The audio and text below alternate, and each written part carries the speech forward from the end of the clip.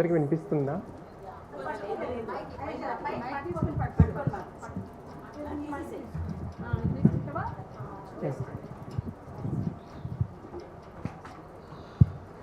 First of all వేదిక మీద అలంకరించినటువంటి అతిథులకు, అదేవిధంగా వేదిక ముందు ఉన్నటువంటి సరస్వతి పుత్రులకు అందరికీ నా హృదయపూర్వక నమస్కారాలు.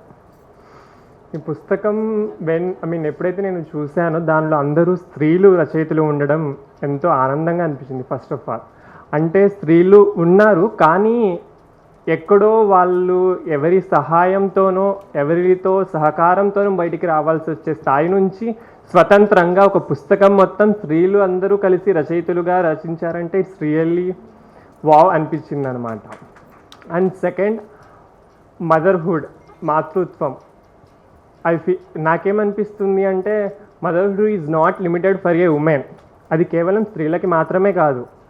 మనం ప్రపంచంలో చూస్తే జంతువులలో, క్రూర మృగాల్లో కూడా మాతృత్వం కనిపిస్తుంది. అదేవిధంగా చాలామంది తండ్రులు, పురుషులలో కూడా తల్లుల కంటే ఎక్కువ మాతృత్వాన్ని, ప్రేమని వాళ్ళ పిల్లల వైపు చూపిస్తూ ఉంటారు. So it's not for only for women, it's in every gender. And secondary, నేను మాతృత్వం అంటే కంటేనే పిల్లల్ని అమ్మ కాదని సంథింగ్ ఏదో సాంగ్ ఉంది. So it's definitely self their choice. ఎప్పుడైతే ఫర్ ఎగ్జాంపుల్ మనం చూస్తూ ఉంటాం హీరోయిన్స్లో కానీ ఎవరైతే బ్రాడ్ మైండెడ్స్లో ఉంటారో వాళ్ళు వాళ్ళ ఎగ్స్ని ఫ్రీజ్ చేసుకొని తర్వాత పిల్లల్ని కంటారు. Because their own choice. ఎప్పుడు తను తల్లి కావాలి, ఎప్పుడు పిల్లల్ని కనాలి అనేది స్త్రీ యొక్క స్వతంత్రపు హక్కు. ఆ హక్కుని ఎవ్వరు కూడా కాల రాసే హక్కు ఎవ్వరికీ లేదు భూమి మీద. అదేవిధంగా ఆ బుక్ చదివిన తర్వాత 3 స్టోరీస్ నాకు ఎందుకు కమ్యూనిటీకి అండ్ ఎస్పెషల్లీ ట్రాన్స్జెండర్స్కి అటాచ్డ్గా ఉన్నాయి. ఆ స్టోరీస్ చదివిన తర్వాత బండారు విజయ గారికి నా హృదయపూర్వక ధన్యవాదాలు తెలుపుకుంటున్నాను. ఎందుకంటే ఏ సొసైటీలో అయితే మాకంటూ ఒక స్థానము లేదు. నిజంగా చాలాసార్లు అనిపిస్తుంది, నిజంగా ఇది రోడ్డు మీద నడుస్తున్నప్పుడు it's not my society. Because చూస్తున్న కళ్ళు కానీ, చేస్తున్న చిత్కారాలు కానీ, వాళ్ళు అంటున్న మాటలు కానీ ఎంతో విదారకంగా ఉంటాయి. సో అటువంటి గొప్ప పుస్తకంలో మా కోసం కొన్ని పేజీలు కేటాయించినందుకు బండారు విజయ్ గారికి హృదయపూర్వక ధన్యవాదాలు. అదేవిధంగా ఇక్కడ ఉన్నటువంటి రచయితల్ని రాబోయే కాలంలో ఇంకా చాలా కథలు, సాహిత్యంలో మాకంటూ స్థానం కల్పిస్తానని మనస్ఫూర్తిగా కోరుకుంటున్నాను. అండ్ ఆ కథల గురించి కొంచెం మీకు ఎక్స్ప్లెయిన్ చేద్దాం అనుకుంటున్నాను. అండ్ అబౌట్ కమ్యూనిటీ, హోప్ఫుల్లీ చాలామందికి తెలియకపోయి ఉండొచ్చు అసలు ట్రాన్స్జెండర్స్ ఎలా ఉంటారు, ఎలా పుడతారు. అండ్ వాళ్ళందరికీ చాలామందికి ఇక్కడ డౌట్స్ ఉండొచ్చు, వాళ్ళ లోపల జెనెటికల్ పార్ట్స్ ఏముంటాయి, వాళ్ళు కూడా మనలాగే ఉంటారా, వాళ్ళకి ఏమేమి ఉంటాయి. సో బేసికలీ ద స్పెక్ట్రమ్ ఏమని చెప్తుంది అంటే LGBTQI+. First L means lesbian. స్త్రీగా పుట్టి మానసికంగా, శారీరకంగా ఒక స్త్రీ వేరొక స్త్రీని తన భాగస్వామిగా కానీ శారీరకంగా, మానసికంగా ఆకర్షించబడతారో వాళ్ళని లెస్బియన్స్ అంటారు. గే మీన్స్ ఒక పురుషుడు మరొక పురుషుడు శారీరకంగా, మానసికంగా తన పార్ట్నర్గా ఎన్నుకుంటారు, అటాచ్ అవుతారో వాళ్ళని గేస్ అంటారు. బైసెక్షువల్, ఒక వ్యక్తి తన జీవితంలో స్త్రీలతో ఎంత సన్నిహిత్యంతో ఉంటారో అదేవిధంగా పురుషులతో, స్త్రీలతో ఇద్దరితో మమేకం అవ్వడానికి వాళ్ళు సిద్ధంగా ఉంటారు. And transgenders, basically transgender is the gender but remaining all of the sexualities. కానీ వాటిలో ఎందుకు పెట్టాల్సి వచ్చిందంటే they all are in the spectrum of the minorities. So transgenders అనగానే మన మైండ్లో వచ్చేది బేసికలీ ఇంతమంది ఉన్నారు రచయితలు. పుట్టినప్పుడు ఎన్ని జెండర్స్లో పుడతారు మనుషులు తెలుసా? నో, తెలుసా?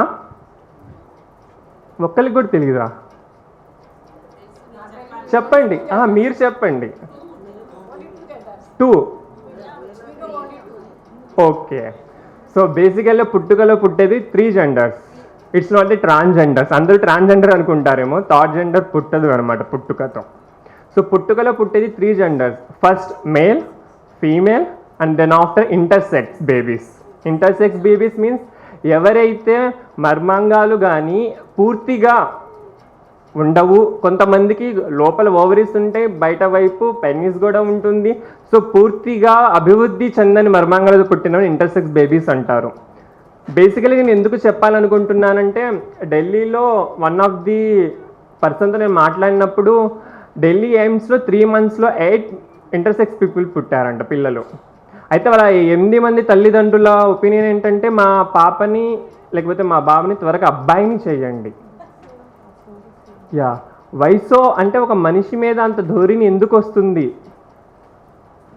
జస్ట్ బికాజ్ సొసైటీలో ఏదైతే సోకాల్డ్ ఏమంటారు ఆధిపత్యాన్ని చెలాయించడానికి ప్రయత్నిస్తున్నారు. అండ్ ఈ స్టోరీస్లో 3 stories, ఒకటి శాంతి ప్రబోధ గారిది నేను చదివినప్పుడు I just fell it's my story only. Because ప్రతి ఒక్క ట్రాన్స్ పురుషుడు కానీ మహిళ కానీ తమ జీవితంలో జరుగుతున్న బాధల్ని కానీ తమ జీవితంలో తమకు జరుగుతున్న సంఘటనలు కానీ ఆ సంఘర్షణను ఫస్ట్ వచ్చి చెప్పుకునేది వాళ్ళ తల్లులతో. I may right? వచ్చినప్పుడు ఆ తల్లి తన హద్దుకొని చెప్తున్న దాన్ని ప్రశాంతతగా వింటే తను వేరే వాళ్ళ కోసం ప్రాకులాడాల్సిన అవసరం ఉండదు. చాలామంది పిల్లల్లో సెలెక్టివ్ మ్యూటిజం అనే ఒక క్యారెక్టర్ని కమ్యూనిటీలో చాలామందికి ఉంటుంది. అంటే ఇప్పుడు ఒక పిల్లవాడు వచ్చినప్పుడు వాళ్ళని ఏదైతే మనకి ఎక్స్ప్రెస్ చేస్తున్నారో దాన్ని మనం క్రాస్ చెక్ చేసి అది తప్పు, అలా చెయ్యకూడదు, జస్ట్ వాళ్ళని లిజన్ చేయడానికి ప్రయత్నించండి. ఫర్ ఎగ్జాంపుల్, ఏ ఒక్క చిల్లవాడైనా మనం అనుకుంటున్నాం నవే డేస్ రేప్స్ కానీ మొలాస్టేషన్స్ కానీ అందరం అంగీకరిస్తున్నాం, తీసుకోగలుగుతున్నాం. కానీ ఆ పుస్తకంలో ఒక చోట కూడా మొలాస్టేషన్ గురించి వర్ణించబడింది. మన పిల్లవాడు వచ్చి నాతో ఒకరు మిస్బిహేవ్ చేశారు అన్నప్పుడు ఆ మిస్బిహేవ్ని మీ పిల్లవాడి కోసం నుంచొని మీ పిల్లవాడి కోసం గలమెత్తాలని మనస్ఫూర్తిగా కోరుకుంటున్నాను. బికాజ్ మీరు కనుక గలమెత్తకపోతే తన జీవితంలో జరిగే ఎన్నో హృదయ విదారక ఘటనల వల్ల చివరికి ఆ పిల్లవాడిని కూడా మనం కోల్పోయే స్థాయికి చేరుకోవచ్చు. ఎందుకంటే ఒక మానసిక స్థితి అనేది ఎంతవరకు వాళ్ళని దిగజార్చుతుందో మనకు తెలియదు. మనకు అది కేవలం ఒక మాట, లేకపోతే అంటే మా పరువు సోకాల్డ్ అయితే సొసైటీలో అనుకుంటూ ఉంటాము. పరువు పోతుంది. ఎక్కడికి పోతుంది? పక్కింటికా, ఎదురింటికా? అసలు పరువుని సృష్టించింది ఎవరు? ఎవరు కాదు. మన చేతుల్లో మనం ఎలా సృష్టిస్తామో అది అలా నిలబడుతుంది. సో ఎక్కడైతే సమ్ ఆఫ్ స్టోరీస్ అక్కడ మాతృత్వాన్ని పంచే వేస్, ఫర్ ఎగ్జాంపుల్ ఒక చిన్న కోడి పిల్లల్ని నేను చూస్తూ ఉంటే అప్పుడు దాకా యజమానితో బాగా ఉంటుంది, కానీ ఎప్పుడైతే తల్లి అనేది తనలోకి వస్తుందో she ready to attack them. మొన్నటిదాకా బాగుంది కదా, ఇప్పుడు ఎందుకు వచ్చింది? తమ పిల్లల వైపు ఉన్న ప్రేమ, తన పిల్లల మీద ఉన్న తన బాధ్యత తనని అలా చేయనిస్తుంది. అదేవిధంగా ఎప్పుడైతే సొసైటీస్లో యాక్సెప్టెన్స్ రావాలి అంటే ఫస్ట్ పేరెంట్స్ యాక్సెప్టెన్స్ రావాలి. అండ్ సెకండ్, ఏదైతే లాస్ట్ స్టోరీ విజయ్ గారు రాసిన తర్వాత వేరే వాళ్ళు రాసిన story, it's like about motherhood. Transgender ఒక తల్లిగా తన యొక్క బాధ్యతల్ని ఎలా నిర్వర్తిస్తుంది అనేది. అప్పుడు నాకు అనిపించింది, so hopefully everyone know about, చాలామందికి తెలిసే ఉంటుంది, రచన గారు కానీ మాలా గారు కానీ. నేను ఎప్పుడైతే ఇంట్లో నుంచి డిసైడ్ కొంచెం బయటికి రావాలి, నన్ను నేను ఎక్స్ప్లోర్ చేసుకోవాలి అనుకున్నానో అప్పుడు రచన గారు కానీ లేకపోతే మాలా గారు కానీ లేకపోయి ఉంటే still I would be call them Rachanamma and Malamma. అందుకే నేను స్టార్టింగ్లో చెప్పాను, మాతృత్వం అనేది కేవలం స్త్రీలకే సంబంధించినది కాదు. రచన ఒక ఈజ్ ఎ ట్రాన్స్జెండర్, కానీ తన మాతృత్వం still she loves like me as a my own mother. I just feel like a wow. And Mala garu ఎప్పుడూ మా వెనక ఉండి, you won't believe, just 1 month behind I got the panic attack at night. On that moment అప్పుడు నాకు తెలియలేదు ఎవరితో మాట్లాడాలి, because I'm missing my mom. నా తల్లి స్పర్శ నేను కోల్పోతున్నాను. అప్పుడు నా అమ్మ దగ్గర నేను ఉండుంటే నేను వెళ్ళి హద్దుకునేదాన్ని కదా అనిపించింది. ఇలాంటి ధోరణి నుంచి బయటకు వచ్చి సొసైటీలో యాక్సెప్టెన్స్ రావాలంటే జస్ట్ బికాజ్ ఆఫ్ చాలా రచనలు రావాలి, సొసైటీలో మార్పు రావాలి. ఆ మార్పు కోసం ప్రతి ఒక్కరు ప్రయత్నించాలని మనస్ఫూర్తిగా కోరుకుంటున్నాను. అండ్ లాస్ట్ అండ్ ఫైనల్గా నేను మీ అందరినీ ఒకటే కోరుకుంటున్నాను, రేపు మీ భావి తరాల్లో లైక్ మీ పిల్లల్లో కానీ మనవరాల్లో కానీ మీ రిలేటివ్స్లో కానీ ఎక్కడైనా ఏ చిన్న పిల్లవాడైనా వచ్చి తన కోరిక ఇది అని చెప్పినప్పుడు జస్ట్ లిజన్ దెమ్. బికాజ్ చిన్నప్పుడు మనం అనుకుంటూ ఉంటాం పింక్ టీ షర్టే ఒక అబ్బాయి వచ్చి కోరుకుంటున్నాడు, లేకపోతే తను ఒక అమ్మాయిలాగా మెహందీ పెట్టుకోవాలి అనుకున్నప్పుడు వాళ్ళు అనుకుంటారు అది ఆడపిల్లల పనులు, నువ్వు ఆడంగి పనులు చెయ్య మాకు. ఒక ఆడపిల్ల వచ్చి నేను అబ్బాయిలాగా పెరగాలి, ఒక టీ షర్ట్స్ వేసుకోవాలి అండ్ కటింగ్స్ వేయించుకోవాలి, బేబీ కట్ కావాలి, నాకు లాంగ్ హెయిర్ వద్దు, అసలు నాకు హెయిర్ పెంచుకోవడం ఇష్టం లేదన్నప్పుడు ఫస్ట్ వాళ్ళని వినండి. బికాజ్ ఎవరి బాల్యం అయితే చిదిరింపబడుతుందో వాళ్ళు జీవితంలో ఎన్నో కోల్పోతారు.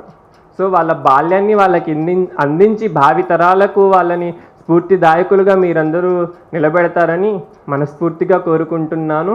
అదేవిధంగా నేనేం కోరుకుంటున్నానంటే ఎవరైనా మీ ఫ్యామిలీస్లో కానీ రిలేటివ్స్ కానీ వచ్చినప్పుడు జస్ట్ లిజన్ దెమ్, ఫస్ట్ వాళ్ళని వినండి అండ్ వాళ్ళ జీవితంలో ఏం చెయ్యాలనుకుంటున్నారో అది చెయ్యనివ్వండి.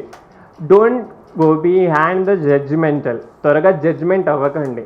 ఫ్యూచర్లో వెళ్ళి వాళ్ళు గే అవ్వచ్చు, లెస్బియన్ అవ్వచ్చు, ట్రాన్స్జెండర్ అవ్వచ్చు, whatever they would be, వాళ్ళ స్వేచ్ఛకి, వాళ్ళ కోరికలకి, వాళ్ళ ఆశయాలకి రెక్కలిచ్చి స్వేచ్ఛగా వాళ్ళు ఎగరనిస్తారని మనస్ఫూర్తిగా కోరుకుంటున్నాను.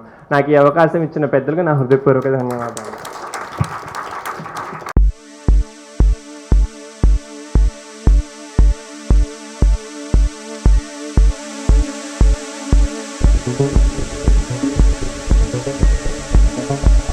Thank you.